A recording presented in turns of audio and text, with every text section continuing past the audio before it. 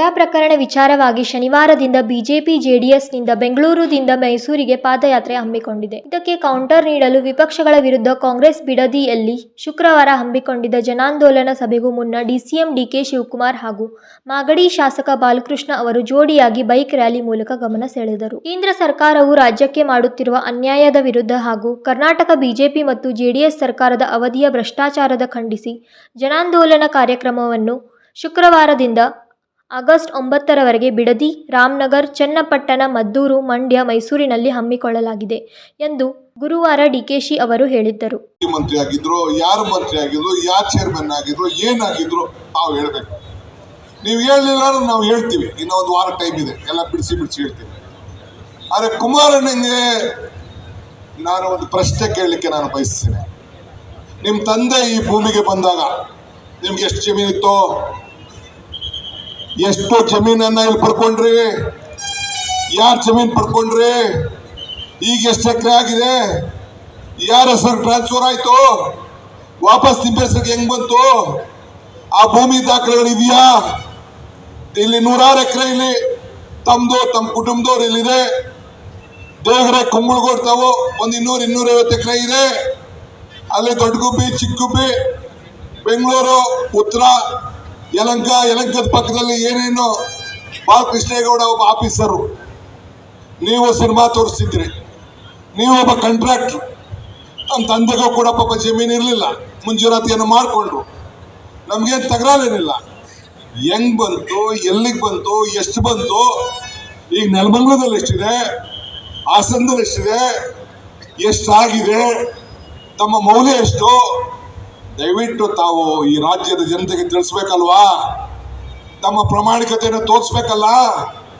ತಾವು ಹೊಲ ಉಳ್ತಾ ಇರೋದು, ತಾವು ವ್ಯಾಪಾರ ಮಾಡ್ತಾ ಇರೋದು, ತಾವು ವಹಿವಾಟು ಮಾಡ್ತಾ ಇರೋದು ಗೊತ್ತಲ್ಲ. ನನಗೆ ಹೇಳ್ತಿರಲ್ಲ ಲುಲು ಕುಮಾರ್ ಅಂತ, ಅದೇನೋ ಸಿನಿಮಾ ತೋರಿಸ್ತಾ ಇದೆ ಅಂತ ಹೇಳ್ತಿರಲ್ಲ.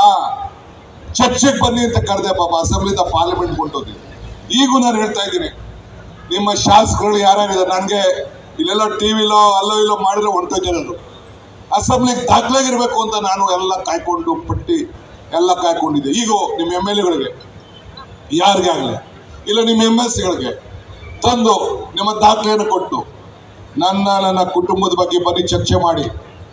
ನಾನು ಮರ್ತಿದ್ದೆ, ನೀವು ಒಂದಾದಾಗ ನನ್ನ ತಂಗಿ ಮೇಲೆ ಹಾಕಿದ ಕೇಸು, ನನ್ನ ಹೆಂಡತಿ ಮೇಲೆ ಹಾಕಿದ ಕೇಸು, ನನ್ನ ತಮ್ಮನ ಮೇಲೆ ಹಾಕಿದ ಕೇಸು, ಈ ರವಿ ಮೇಲೆ ಹಾಕಿದಂಥ ಕೇಸು, ನಿಮ್ಮ ತಮ್ಮ ನಿಮ್ಮ ಅಣ್ಣ ಬಾಲಕೃಷ್ಣೇಗೌಡ ಇದ್ದಾರಲ್ಲ, ಆ ಆಫೀಸರ್ಗಳ ಕೈಲಿ ಏನೇನು ಕೇಸ್ ಹಾಕ್ಸಿದ್ದ, ನೀನೇನು ಕೇಸ್ ರಿಜಿಸ್ಟರ್ ಮಾಡಿಸಿದ್ದೆ.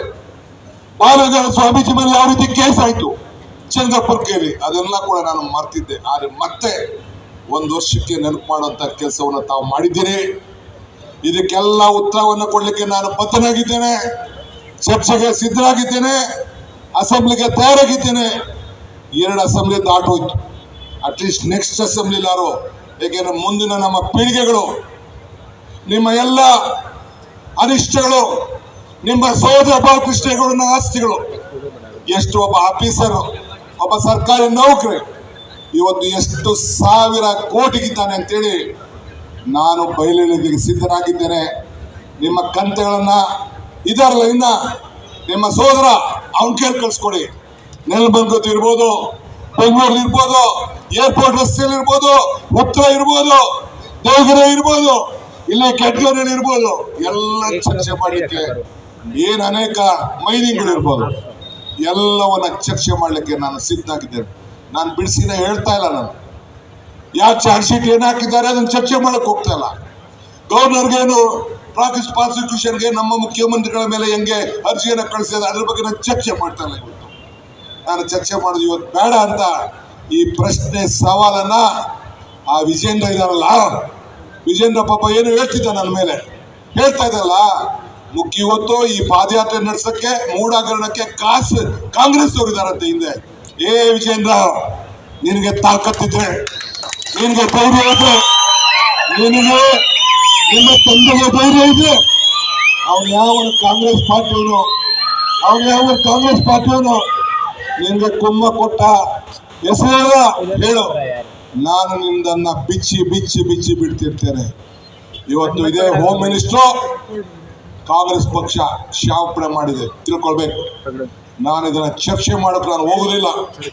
ಇಷ್ಟೇ ಈ ಹೋರಾಟಕ್ಕೆ ಇವತ್ತು ಬಿಡದೆ, ನಾಳೆ ರಾಮನಗರ, ನಾಳಿದ್ದು ಚನ್ನಪಟ್ಟಣ, ಆಚೆ ನಾಳಿದ್ದು ಮದ್ದೂರು, ಆಮೇಲೆ ಮಂಡ್ಯ, ಆಮೇಲೆ ಮೈಸೂರು.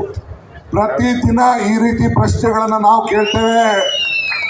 ನಾಳೆ ಒಂದು ಮುಖ್ಯಮಂತ್ರಿಗಳು ಬರ್ತಾರೆ ನಾಳೆಯಿಂದ. ಇವತ್ತು ನೀವು ಬೇಡ, ನೀವು ಜನ ಪರಿಹಾರವನ್ನ ಜನಕ್ಕೆ ಪಾಪ ಇವತ್ತು 1,25,000 ಕ್ಯೂಸಿಕ್ ನೀರು ಇವತ್ತು ತಮಿಳುನಾಡಿಗೆ ಹೋಗ್ತಾ ಇದೆ. ಹೇಳಿದಲ್ಲಪ್ಪ, ಒಂದೇ ದಿನದಲ್ಲಿ ಒಂದೇ ಗಂಟೆದಲ್ಲಿ ಮೇಘದಾಟ ಅನುಮತಿ ಕೊಡ್ತೀನಿ ಅಂತ. ಯಾಕೆ ಕುಮಾರಣ್ಣ ನಿನ್ನ ಬಜೆಟ್ ಅಲ್ಲಿ ಮಾತಾಡಲಿಲ್ಲ? ನಿನ್ನ ಮಂತ್ರಿಗಳು ಯಾರು ಮಾತಾಡಲಿಲ್ಲ? ಕೇಂದ್ರ ಸರ್ಕಾರ ಕರ್ನಾಟಕ ರಾಜ್ಯಕ್ಕೆ ಇವತ್ತು ಈ ಯೋಜನೆ, ಈ ಹೋರಾಟ ಕರ್ನಾಟಕ ರಾಜ್ಯಕ್ಕೆ ಏನು ಅನ್ಯಾಯ ಆಗಿದೆ,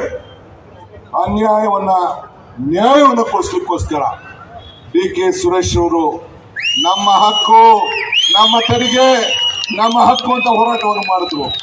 ಒಂದು ದೊಡ್ಡ ಷಡ್ಯಂತ್ರವನ್ನು ಮಾಡಿ ಸೋಲಿಸಿದ್ರೆ ಚಿಂತೆ ಇಲ್ಲ. ರಾಜಶೇಖರ್ ಹಿರೇಮಠ್, KMM ಕನ್ನಡ, ಬೆಳಗಾವಿ.